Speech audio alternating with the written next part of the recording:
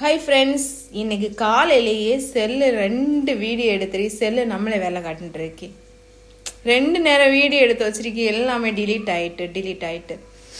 இப்போ செல்லு வேலை காட்டுட்டு இருக்கு. இப்போ நான் என்ன சாப்பாடு செஞ்சேன்னு சொல்கிறேன்னா, காலையில் உப்புமா செஞ்சாவுக்கு சாப்பிட்டு முடிஞ்சு ஸ்கூலுக்கும் போயாச்சு. ஸ்கூலுக்கு போவேல 8:32 ஆயாச்சு. அந்த வீடியோ அழிஞ்சிச்சு, சாப்பிட்டு முடிஞ்சாச்சு. இப்போ என்ன சாப்பாடு இல்லைன்னு சொன்னான்னா, காலையில் டியூஷன் போயிட்டு அவங்க மீன் வாங்கி தந்தோம். குத்த மீன் வாங்கி தந்தோம். குத்த மீனை குழம்பு வச்சுட்டு மீனை பொரிச்சுண்டு முட்டை இருக்குல்ல, முட்டை அவிச்சு கிரேவி வச்சு மீன் குழம்பு வச்சு முடிஞ்சு. இப்போ அந்த வீடியோ கம்ப்ளீட் பண்ண போகிறேன். அங்கே வீடியோ அழிஞ்சிட்டு இப்போ 2வது வீடியோ எடுத்துட்டுருக்கு. என்ன செய்ய, மீன் பொரிஞ்சுருக்கு. காலையில் ஒரு வெள்ளரிக்காய் ஜூஸ் குடிச்சிட்டு அப்படியே வேலையும் பார்த்துட்டு அப்படியே இருக்கேன். இப்போ வீடியோ அழிஞ்சது தான் இது. அதில் எல்லாமே நம்ம என்னென்ன பண்ணுறோம், வீட்டில் சமையலாக இருக்கட்டும், என்ன வாங்கி இது பண்ணுறோம், அது காலையில் அப்படியே வந்துட்டு இருக்குமா, அந்த வீடியோ அழிஞ்சிட்டு. இப்போ என்னன்னு சொல்லிட்டு பார்க்கலாம். இப்போ காலையில் குழம்பு, குத்த குழம்பு, அடுத்து மீனை பொரிச்சு வச்சிருக்கு, அடுத்து முட்டை கிரேவி, சோறு. இவ்வளோதான், ஸ்கூலுக்கு வச்ச வேண்டியதுதான். அது அழிஞ்சிட்டு, வீடியோ எடுத்தது அழிஞ்சிட்டு.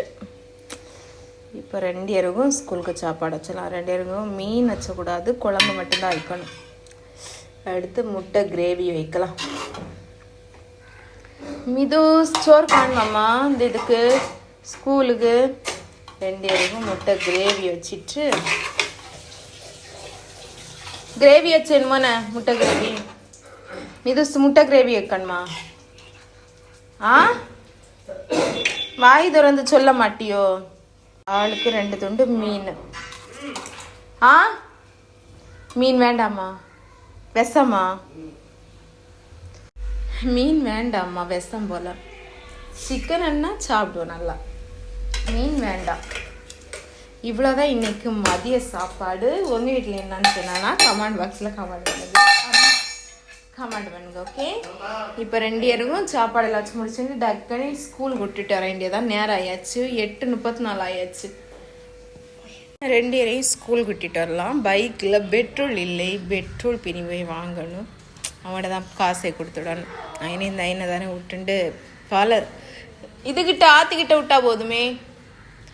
எங்கள் ஊரில் ஆற்று பக்கம் கொண்டு விட்டால் போதும். அவங்க பெட்ரோல் வாங்கி அதில் வீற்றுவோம். வரும்போது ஸ்கூல்லேருந்து வரும்போது பெட்ரோல் வாங்கி வீற்றுவோம். இப்போ அவங்கள விட்டுட்டு வரலாம். ஓகே, இந்த வீடியோ பிடிச்சிருந்தா லைக் பண்ணுங்கள், சப்ஸ்கிரைப் பண்ணுங்கள். ஓகே, பாய். வாங்க போகலாம்.